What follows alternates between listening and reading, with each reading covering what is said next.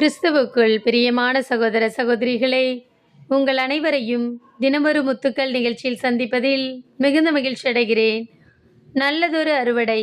மத்தேயு 13ஆம் அதிகாரம் 24 முதல் 25 முடிய வசனங்கள். விண்ணரசை பின்வரும் நிகழ்ச்சிக்கு ஒப்பிடலாம். ஒருவர் தம் வயலில் நல்ல விதைகளை விதைத்தார். அவருடைய ஆட்கள் தூங்கும்போது அவருடைய பகைவன் வந்து கோதுமைகளுக்கிடையே களைகளை விதைத்துவிட்டு போய்விட்டான். பிரியமானவர்களே, ஒரு மனிதன் தன்னுடைய வயலில் கோதுமையை விதைத்திருக்கிறார். ஆனால் அவருடைய எதிரி கோதுமைகளுக்கு நடுவில் களைகளை விதைத்துவிட்டார். சில நேரங்களில் நம்முடைய வாழ்விலும் நாம் களைகளை விதைக்கவில்லை என்றாலும் அவை வளரத்தான் செய்கின்றன.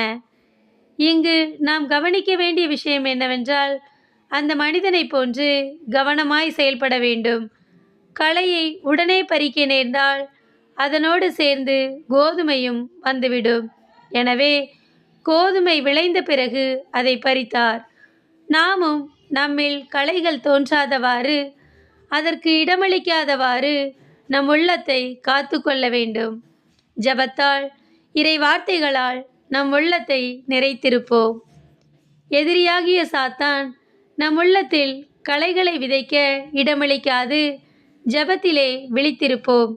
சோர்வை நீக்கி களை எடுப்போம், ஜெயம் பெறுவோம். அன்பு இறைவா, எங்கள் வாழ்வில் உள்ள களைகளை பிடுங்கி எறிந்து நல்லதொரு அறுவடையை காணச் செய்யும் என்று அவரை நோக்கி ஜெபிப்போம். ஆமேன்.